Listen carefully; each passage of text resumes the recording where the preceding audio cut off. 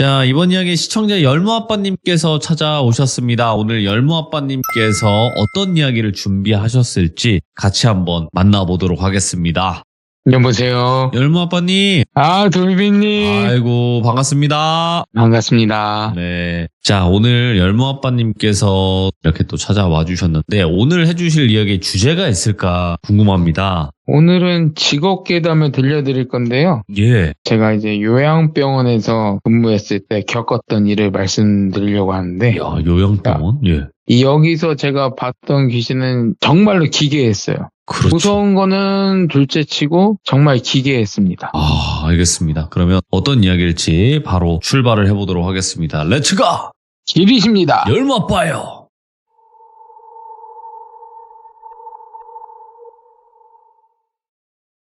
귀족 여러분, 사망사고가 제일 많이 일어나는 곳이 제가 생각했을 땐 병원인데요. 거기서도 요양병원인데, 요양병원에 나이 많으신 어르신분들이 많이 계시잖아요. 그래서 노화로 돌아가시는 분들이 제일 많다고 해서 병원 중에서도 요양병원이 저희가 근무했을 때 통계적으로 사망하시는 분들이 제일 많았거든요.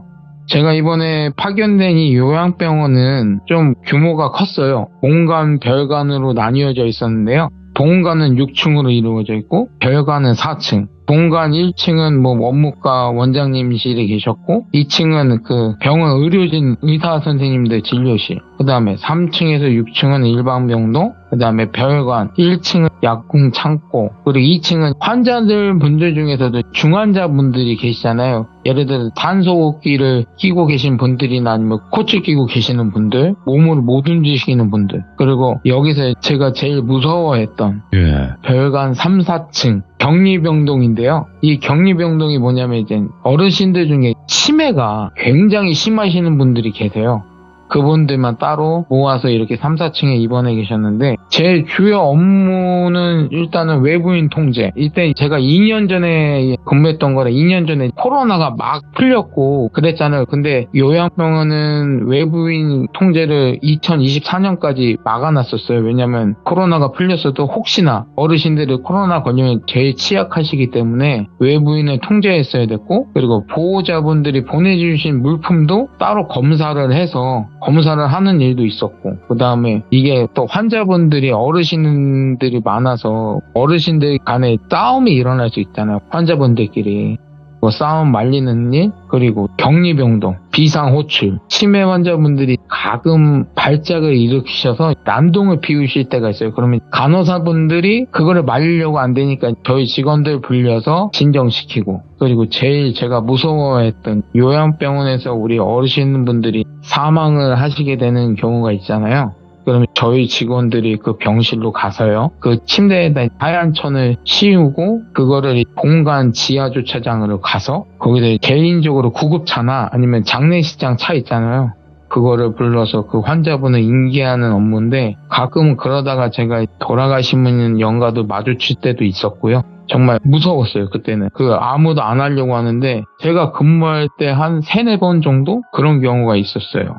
그리고 첫날 근무 시작했는데 첫날에도 신고식을 제대로 한 게, 격리병동에서 환자분들이 난동을 피우셔서 그거 진정시키느라 간호사분들도 다치고 저도 다치고, 치매 환자분들이 힘이 세세요. 저도 제 힘으로도 제압이 안 되더라고요, 정말. 그리고 또 어르신들이라 잘못 제압하다 보면 뼈가 약하시니까 혹시나 골절 될까봐 제대로 하지도 못하고 그러고 있는데, 어느 날부턴가 제가 그런 일 겪고 나니까 웬만한 일들로는 힘들지 않더라고요. 난동을 피우시든 무슨 일을 하든 했는데, 근데 얼마 지나지 않아서 격리병동 3층 305호 아직도 기억나요. 그 호실이 왜 기억나냐면, 이 호실에서 환자분들이 어느 날부턴가 돌연사라고 하죠. 사망 원인을 모르는 그 돌연사 하시는 어르신들이 나오기 시작하시는 거예요. 아, 네. 그것도 한 분으로 끝나면은 이게 일이 그렇게 커지지는 않는데, 시간이 지나면서 계속 돌연사 하시는 분들이 나오기 시작했어요. 점점 늘어났어요. 그래서 이 일로 인해서 그 환자 보호자분들이 경찰에 신고하는 일까지 있었고요. 그 다음에 과학수사들이 아시죠? 나와서 현장 조사까지 했어요. 이게 사망 원인이 돌연사인가 아니면 이게 타살 가능성이 있나. 그리고 저희 직원들, 간호사들 불려가서 조사받고요. 또 어떤 보호자분은 보건복지부에 직접적으로 민원을 넣으셨어요. 아니, 이 병원에 믿고 내 부모님을 입원시켰는데 갑자기 돌아가셨다는 게 말이 안 된다. 그래서 보건복지부 측에서 저희 병원에 감사를 하기 시작했어요. 막 환자분들 자료, 그리고 저희 근무 일지부터 막 뒤져보고 난리가 났었거든요. 그러고 나서부터 조금 진정이 됐다 싶었는데 또 여기서 305호실에 공동 간병인이 계세요. 간병인이 주둔해 계시면 환자분들이 일일이 케어하는데 어느 날 갑자기 여기서 뜬금없는 소문이 일어나는 거예요.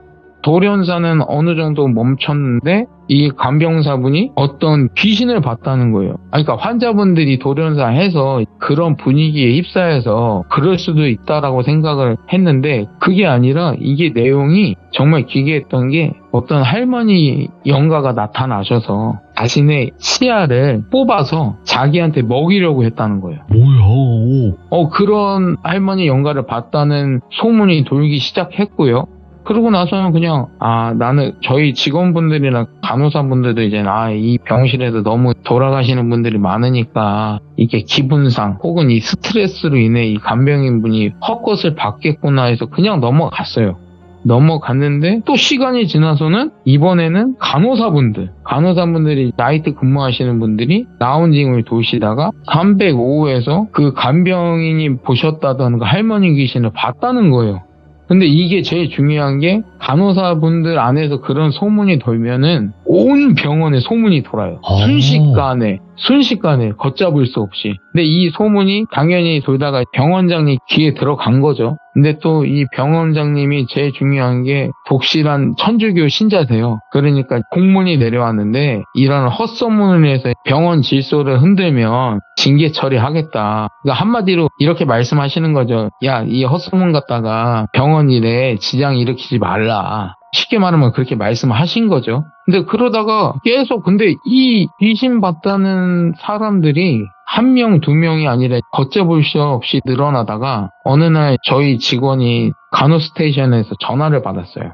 305호에서 난동이 일어났다. 환자분이 막 소리 지르면서 난동을 피운다. 좀 와달라. 그래서 저희 직원이 올라갔어요. 올라가서 305호 문을 딱 열었는데 그 환자 침대 머리 위에 어떤 할머니 귀신이 있는 걸 봤다는 거예요. 그래서 그 난동을 말리지도 못하고 1층으로 돌아왔어요. 허거지겁 돌아와서 헛소리를 하는데 귀신이 있다고. 야, 나 더 이상 못 가겠다고. 그래서 저희는 얘가 미쳤나 그랬어요. 무슨 이상한 소리를 하고 있네. 그러고 다른 직원이 다시 올라갔어요. 올라가서 환자들 진정시켰고 다행히 진정을 시켰고 왔어요. 그 다음날부터 저희 직원들끼리서도 소문이 도는 거예요. 야, 야간 근무 때 제가 봤대더라. 그 간병인이랑 간호사랑 봤던 귀신을 봤다더라. 야, 이거 진짜 소문 아닌 것 같다. 그래서 그 다음날부터 막 원래 격리병동에 3명, 본관에 3명씩이 나눠서 근무를 했는데 꼭 격리병동에서 근무하는 애들이 본관으로 넘어오는 거예요. 무섭다고, 못 있겠다고. 야, 그럼 니네 그 간호스테이션에서 코로나만 어떻게 할 거냐니까. 나 도저히 못 하겠다고. 내가 지금 본사에 전화해서 다른 데로 파견해달라고 요청해 놓은 상태고 아니면 나 진짜 나 무서워서 못 하겠다고. 나 사직서라도 내겠다고 막 난리가 났는 거예요. 그래? 근데 저도 궁금했거든요. 그래서 알았어 그러면 야 니네 여기 있으라고 5명 거기 있고 저 혼자 다시 별관으로 갔어요. 그날 별관으로 갔는데 역시나 간호스테이션에서 전화가 오는 거예요. 여기 3층인데 또 305호에서 싸움이 났다. 소리를 지르고 난리가 났다. 그래서 알겠습니다 해서 올라갔어요. 올라가서 딱 봤는데 거기가 305호가 4인실이에요. 4인실. 근데 환자 4분 중에 3분은 침대 밑에서 딱 덜덜 떨면서 숨어 계시고 환자 한 분이요. 거의 한 80세 넘으신 할머니셨거든요. 정말 여기서 무서운 게 그 할머니께서 자기 이빨 있잖아요. 이빨을 앞니 2개를 뽑아서 그 공동간병인 분은 침대에 가서 간병인한테 달려들어가고 막 그거를 먹이려고 하는 거예요. 제가 그걸 봤어요. 그래서 저 허겁지겁 환자분을 말렸는데 할머니 힘이 아니에요. 웬만해서는 저도 그 할머니 다치실까봐 조금 그런 경향이 있었지만 그때는 너무 그 사건이 당혹스러웠고 이게 빨리 안 떼어내면은 다른 사람도 다치겠구나 해서 온 힘을 다해 할머니를 말렸거든요. 안 돼요. 제 힘이 안 통해요. 그래서 제가 무전기로 연락을 했어요. 본관에 있는 애들한테 다 올라와라. 난리 났다. 5명이 다 올라왔어요. 올라와서 5명에서 말리는 데도 있잖아요. 간병인한테 달려드는데 말리지를 못하겠더라고요.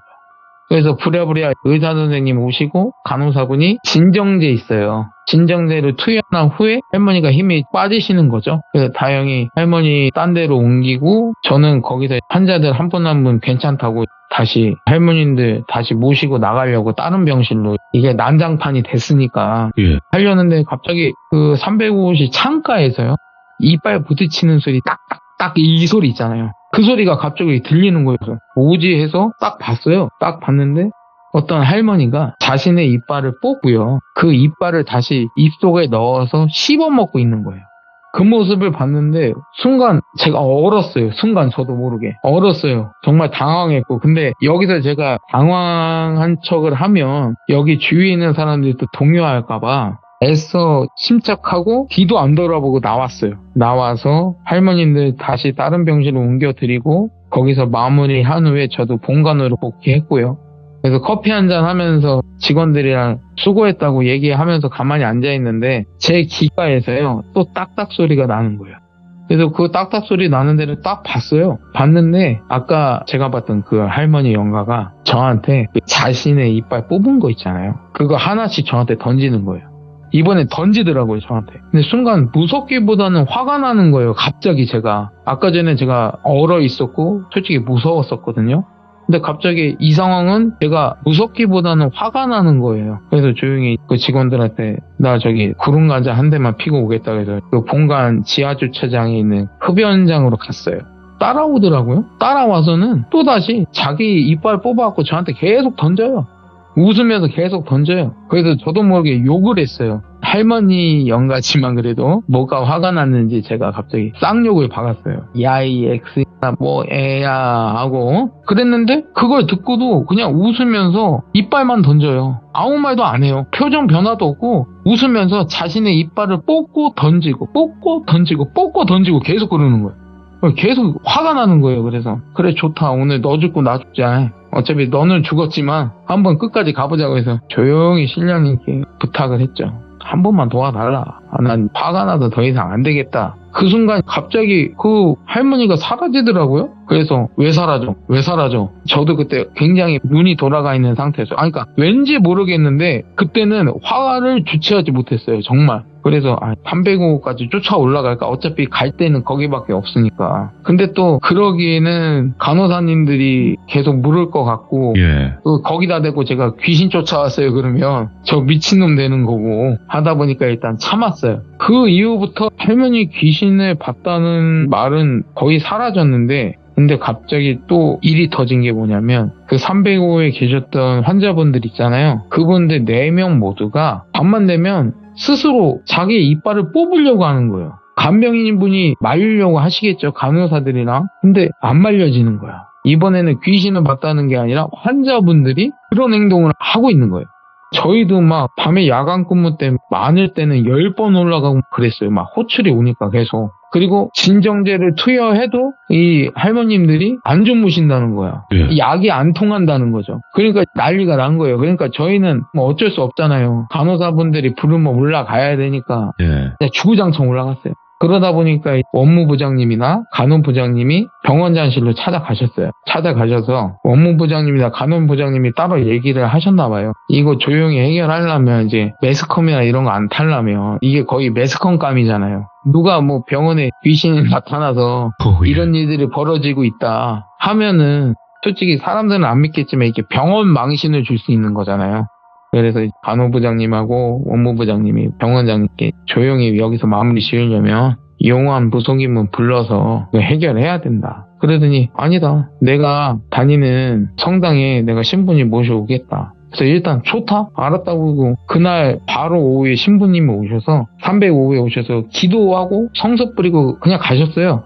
병원장님은 흡족해 하셨죠. 근데 환자분들이 또 자신의 이빨을 뽑으려고 하고 우리는 또 그거 말리러 올라가고 간호사님들도 막 지쳐있고 난리가 난 거죠. 또 간호부장님이나 원무부장이 또 찾아갔어요. 안 된다. 고지 안 하느냐. 안 되는 거. 부르자 했더니 안 된대요. 야, 병원에 어떻게 무당을 부를 수가 있냐?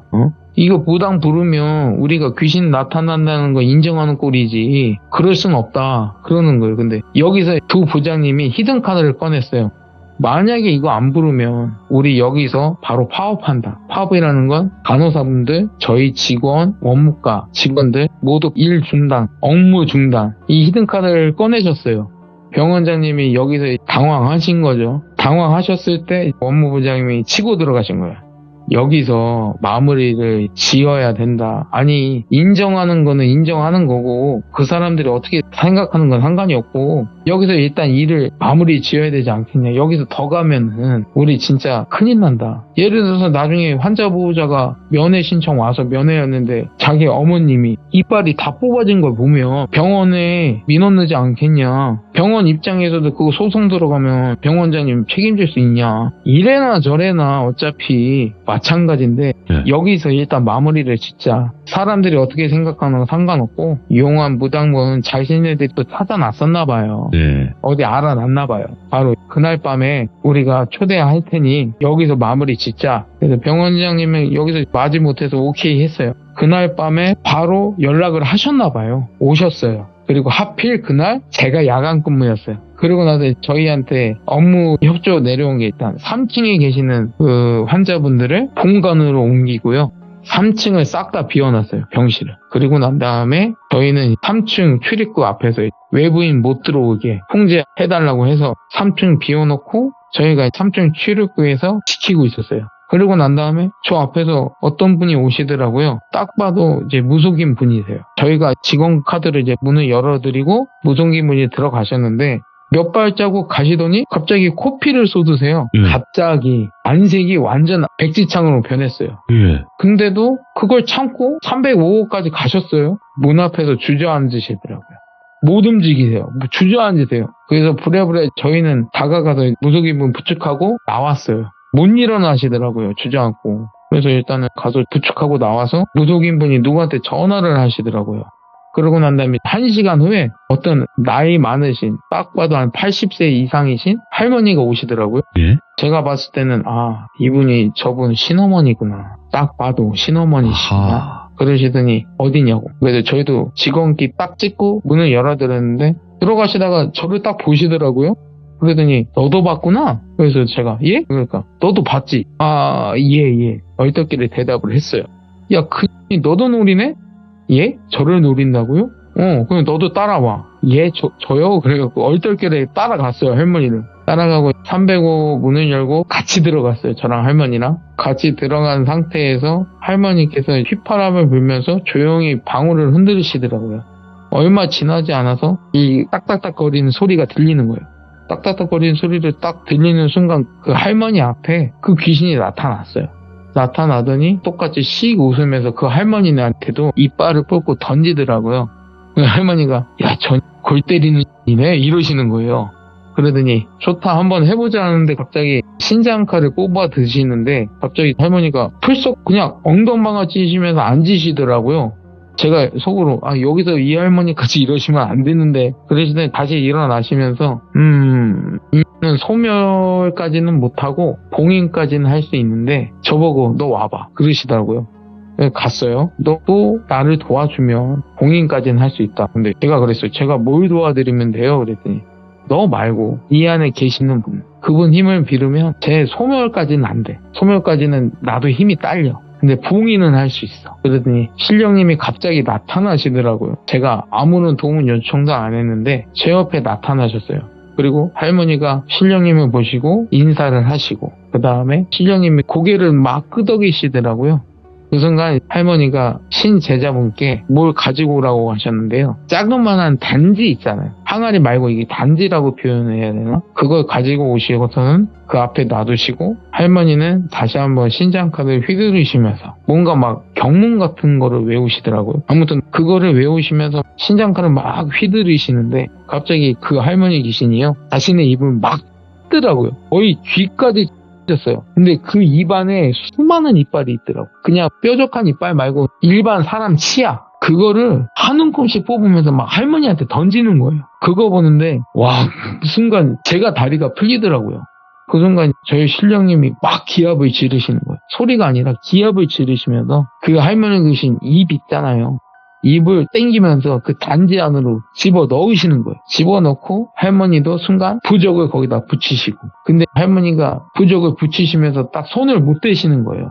자꾸 나오려고 한다고. 아직 기운이 안 눌러졌다고. 거기서 저희 신령님도 같이 누르시더라고요. 그래서 어느 정도 눌러진 가운데 할머니가 봉인됐다고. 신제자분께 그 단지를 조심히 넘기고 온 3층을 돌아다니시면서 그 귀신의 기운이 이 3층 전 병동에 서려 있대요. 그러니까 305호만 있었던 게 아니라 계속 돌아다닌 거예요. 돌아다녔는데 특별히 305호에 계셨던 분들만 피해를 입은 거죠. 기운 다 쳐내시고 마무리 다 지어주시고 그 다음에 저한테 가시면서 고마웠고 수고했고 공가에 가면 할아버지한테 안부 좀 전해달라고. 할아버지요? 그러더니 명함을 주고 가시는 거예요. 할머니 명함을 받고 바로 1층 가서 아버지한테 전화했죠. 아버지 여기 땡땡땡 할머니 아세요? 그랬더니 아버지 친구요. 그러니까 할아버지 친구예요?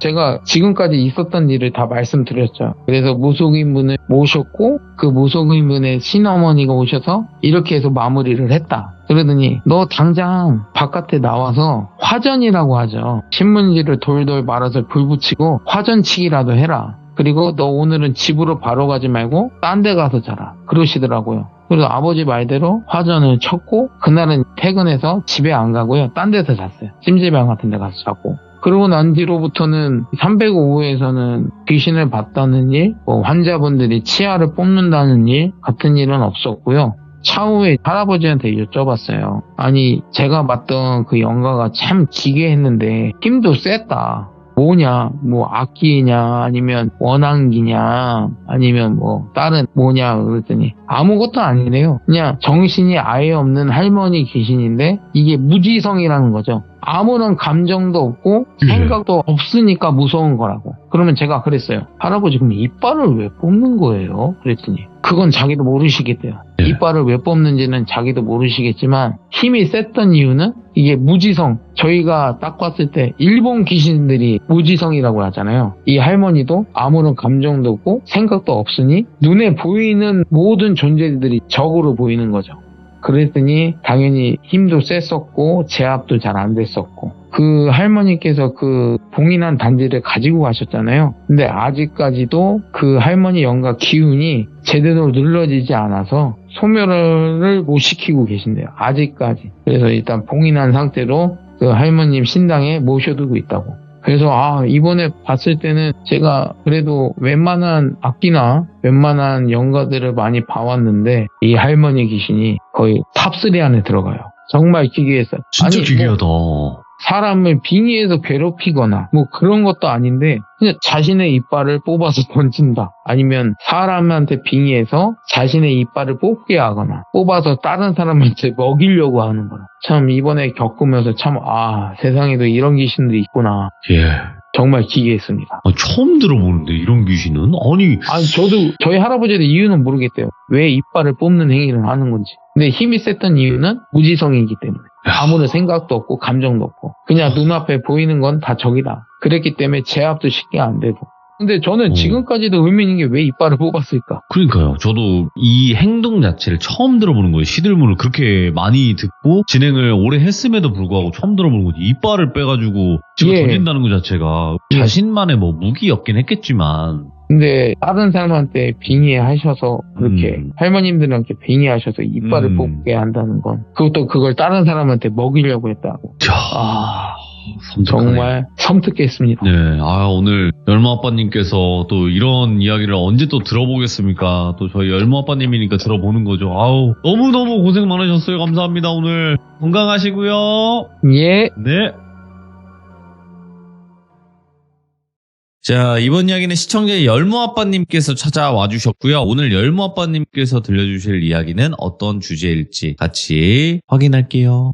여보세요. 열무 아빠님. 돌비님. 아이고, 연휴 잘 보내셨나요?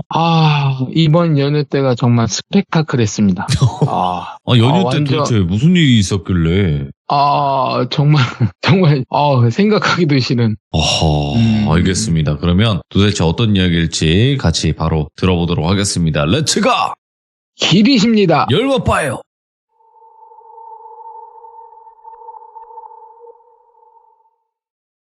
추석 연휴가 거의 일주일이었잖아요. 그래서 스케줄을 10월 4일 날부터 6일 날까지는 저희 본가에서 지내고 7일 날부터 9일까지는 저희 처갓집에서 지내기로 했어요. 그래서 10월 4일 날 본가에 가서 부모님이랑 추석 음식 만들고 6일날 제사 드리고 성묘까지 가려고 했는데 6일날 추석 당일날 비 많이 왔잖아요. 그래서 성묘 일정이 취소되고 그날 저녁에 그냥 처갓집 미리 가자고 해서 처갓집에 갔는데 딱 처갓집에 도착해보니 처제네 식구들이 와 있는 거예요. 그래서 원래 명절날 때마다 일이 바빠갖고 거의 마주치지 못했는데 이번 연휴는 일주일이라 좀 길어갖고 내려왔더라고요. 그래서 오랜만에 처제네 식구들을 만나서 자그마한 술상 봐서 장인어른이랑 이렇게 술자리를 하고 있는데 안방에서 그 처제네 아이들 4살짜리 쌍둥이가 있거든요. 안방에서 나와서 인사를 하는데 여기서 딱 쌍둥이를 봤는데요. 쌍둥이 뒤에 어떤 할아버지 영가가 있더라고요. 이게 뭐지 했어요. 근데 또 이 할아버지 영가가 그냥 있는 게 아니라 막 쌍둥이를 죽일 듯이 쳐다보고 있는 거예요. 순간 깜짝 놀래갖고 제가 쌍둥이를 안으면서 인사하는 척 하면서 제가 조그만하게 신령의 힘을 빌어 그 할아버지를 떨어뜨려 놨어요. 가까이 있으면 안 좋을 것 같아서. 그러고 나서 열무랑 쌍둥이랑 안방에 들여보내고 제가 따로 저기 처제네 식구를 불렀어요. 혹시 처제 요 근래에 뭐 장례식장 갔다 온 적 있냐? 제가 혹시 그냥 객기나 이런 거 같은 거 같아서 처제네 식구한테 물어봤어요. 혹시 장례식장 갔다 왔냐? 안 갔다 왔다. 그러더니 갑자기 이 처제 남편 돌비라고 말할게요. 돌비가 장례식장은 안 갔다 왔는데 이번 연도 6월 달에 아버지 산소로 이장을 했다고 하더라고요. 그래서 그럼 그 이장할 때 쌍둥이 애들도 데리고 갔었냐? 그랬더니 데리고 갔었대요. 그러면 혹시 이 할아버지 영가가 혹시 돌비 아버님이실 수도 있다라고 해서 조심스럽게 처제네 식구들한테 말을 하려고 하는데 근데 처제네 식구들도 저희 집안이 무속인 집안인 걸 알아요. 저한테 형부 갑자기 이 얘기는 왜 꺼내냐고 무슨 문제 있냐고 둘이 걱정스럽게 물어서 제가 야 네 애들 뒤에 할아버지 영가 있다 말하면은 까무러 칠까봐 일단 아무 일 없다. 그냥 물어본 거다. 그냥 얼버무리면서 넘어갔어요. 그리고 다음날 장인어른하고 그리고 처제네 식구하고 저하고 와이프의 할아버지 그러니까 장인어른의 아버님이죠. 그 장인어른 댁에서 산소가 가까워갖고 7일 날에는 오전에는 거의 비가 안 오더라고요. 그래서 성묘를 같이 가기로 했어요. 성묘를 갔는데 그때는 아이들 열무하고 쌍둥이는 장모님께서 집에서 봐주시기로 해서 어른들만 갔어요. 상소에서 성묘를 마치고 마무리하고 내려오려고 하는데 이번에는 돌비 뒤에 어떤 할아버지 영가가 있는 거예요. 근데 제가 어제 봤던 할아버지 영가분하고는 다른 분이에요. 또 그분도 똑같이 돌비를 죽일 듯이 째려보시고 그래서 제가 이상해서 돌비 뒤에 계신 할아버지 영가한테 다가갔는데 순간 사라지시더라고요. 그래서 뭔가 찜찜한 마음은 들었지만 어쩔 수 없이 내려왔어요. 친구들이랑. 그리고 그날 밤에 제가 방에서 자고 있는데 이 거실에서 막 싸우는 소리가 들리는 거예요. 그래서 거실 밖으로 나갔죠? 나갔는데 거실 소파에 쌍둥이들이 언제 나왔는지 모르겠지만 그 소파에서 방방 뛰고 있는 거예요, 이렇게. 그리고 그 옆에 그 두 분의 할아버지 영가가 막 싸우시고 계시는 거예요. 그래서 허겁지겁 제가 쌍둥이 둘을 안고 저희 방으로 가서 재웠고요. 다시 거실로 나왔어요, 제가. 거실로 나와서 할아버지 영가들한테 갔죠. 가서 제가 말씀드렸어요. 아니 왜 여기서 이러고 계시냐 누구신데 그리고 애들이 무슨 잘못이라고 왜 이러시냐 그랬더니 쌍둥이한테 붙어있던 할아버지 영가는 쌍욕을 하시면서 사라지셨고요.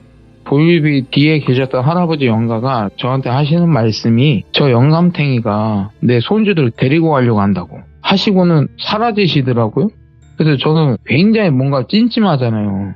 그래서 쌍둥이들을 밤새 옆에서 제가 지켰어요. 어떻게 또 밤에 뭐가 또 찾아올까 봐. 그러고 나서 아침이 되자마자 조용히 밖으로 나와서 아버지께 전화 드렸어요. 저희 아버지한테. 아버지 밤에 이런 일이 있었고 엊그저께 제가 쌍둥이 조카들을 봤는데 이랬다. 이 모든 사정을 말씀드리니까 돌비 아버님이 이장하셨다고? 예, 이장하셨대요. 그러니까 그러면 이거 탈난 것 같은데요? 아버지 무슨 탈이요? 그러니까 산소탈 난 거라고. 산소탈이라는 게 아버지가 말씀하시기 고인분이 장지에 모실 때 그 장지터에 수맥이 흐르거나 그 기운이 안 좋으면은 거기다 모시면 남은 가족들이 악재가 겹친대요. 이게 산소탈이라고 하시는데 아무래도 이번에 이장할 곳이 조금 안 좋은 것 같다. 그래서 제가 전화 끊고 돌비를 밖으로 불러냈어요. 내가 어제 거실에 나왔는데 쌍둥이들이 이랬고 어떤 할아버지 분들이 나오셔서 이랬다. 그러니 너 지금 어머니한테 전화해서 전후사정 알아봐라. 네. 그래서 전화를 걸더라고요. 한참 전화하고 나서 저한테 와서 하는 말이 그 돌비 아버님께서 원래 간암을 앓고 계셨는데 투병을 하시다가 돌아가셨고 돌아가신 뒤로부터 돌비가 삼형제 중에 막내거든요. 근데 첫째 형님이 식당 운영하시는데 갑자기 장사가 안 되고 그리고 둘째 형님은 카센터를 운영하시는데 차를 고치시다가 큰 부상을 당하시고 이러다 보니 어머님이 그 어머니 친구분들이 아는 지인분들한테 물어서 그 어떤 무당분을 찾아갔다는 거예요. 이게 뭐가 악재가 겹치고 겹치니까 이게 조금 그렇잖아요. 그래서 그 무당분을 찾아갔는데 그 무당분이 어머님이 이런 말씀을 하시니까 이거 산소를 잘못 썼다. 옮겨야 된다. 그리고 여기서 그 무당분이 실력 좋은 풍수지리사가 있다. 풍수 보시는 분들 있잖아요. 그분을 소개시켜 주시고 그 풍수지리사가 정하신 곳에 이장을 시키셨대요.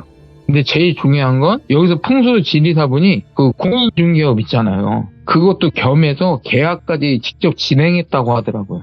근데 여기서 이상한 게 풍수지리사분이 공인중개업까지 해서 땅을 계약까지 했다? 뭔가 이상하잖아요. 근데 이상한 건 이상한 거고 돌비랑 그날 바로 아버지가 이장하신 곳에 가보자고 해서 제가 갔거든요. 딱 그 아버님 모신 곳이 이 지역 경기도예요. 그냥 경기도 북부 지역 그쪽에 계셔갖고 거기에 갔는데 약간 산 중턱이더라고. 이장한 곳이 애매모호한 지점 있잖아요. 거기 딱 갔는데 산소 딱 주변에 가보니까 어린아이 영가 3명이 아버지 그 산소 주변을 에워싸고 있고요. 그리고 제가 그거를 봤는데 신령님이 나오시더니 저 애들 큰일 났다고. 지금 도끼를 품고 있다고. 왜냐면 자기 자리인데 돌비 아버님이 들어오신 거잖아요. 그리고 거기서 돌비 아버님도 이 어린애들 때문에 고통스러워하시고 화가 많이 나 계시는데 그 타겟이 돌비가 아니라 쌍둥이한테 향한 거예요. 그러다 보니 이거 가만히 냅두면 안 된다. 그래서 산소에서 내려와서 저는 또 바로 아버지께 전화를 드렸어요. 아버지 제가 지금 여기 와봤는데 어린아이 영가들이 있고 신령님께서 이렇게 말씀하셨는데 어떻게 했으면 좋겠습니까? 그러더니 아버지가 쌍둥이하고 돌비하고 처제하고 다 데리고 집으로 오래요. 그래서 처갓집에 돌비랑 가서 장인 어른하고 장모님한테 이 사실을 알려드렸어요. 어차피 저희 집안에 무속인 집안인 건 아시기 때문에 말씀을 드리고 처제랑 쌍둥이랑 돌비랑 저희 식구들이랑 다 같이 저희 집으로 갔어요. 근데 초저녁에 출발했는데 그날에는 차가 별로 안 막히더라고요. 어차피 처갓집이랑 저희 본가랑 별로 안 멀어서 초저녁에 딱 출발해서 한 밤 8시쯤 도착했어요.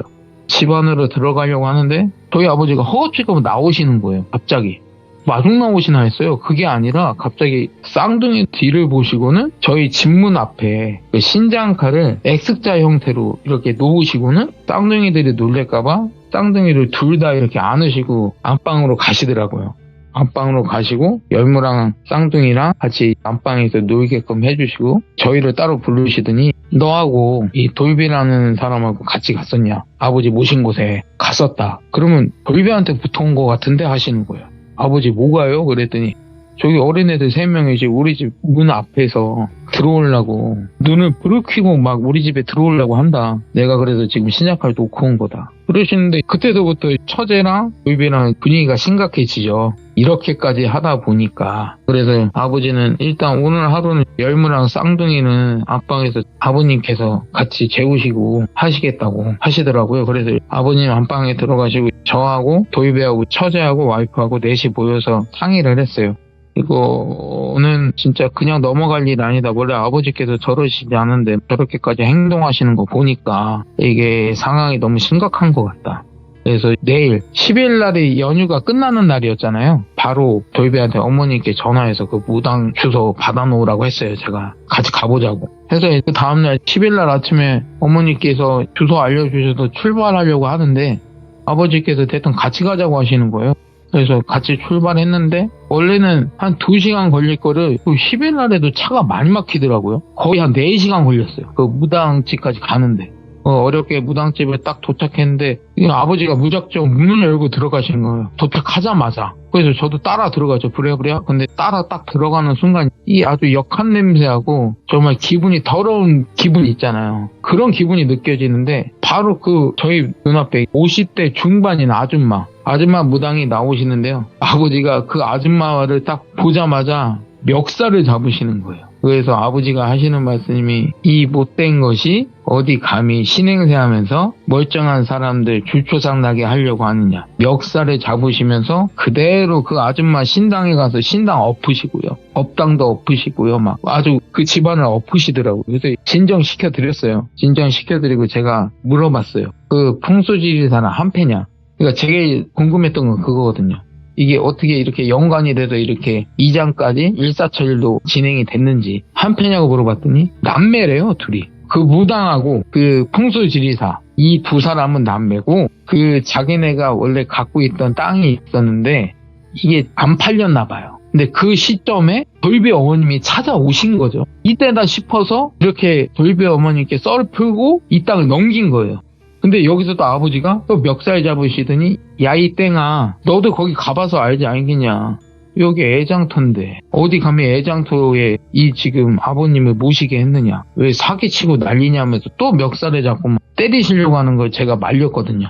또 이 아줌마는 무릎 꿇고 막 살려달라고 막 빌더라고요. 그래서 아버지는 딱 진정시키고 제가 말했어요. 13일날 월요일날 우리는 무조건 돌배 아버님 원래 계셨던 대로 모실 거고 지금까지 진행했던 계약 다 무효화시키고 그 다음에 이장 비용까지 니네가 다 내라. 안 그러면 진짜 큰일 날 거다. 나는 그 풍소지리사 만나고 싶지도 않고 알아서 계약 파기하고 연락해라 했어요. 네. 그리고 난 다음에 집에 와서 아버지가 무구를 챙기시는 거예요. 갑자기. 아버지 뭐 하세요? 그랬어요. 그랬더니 돌비 아버님 계신 데로 가자고.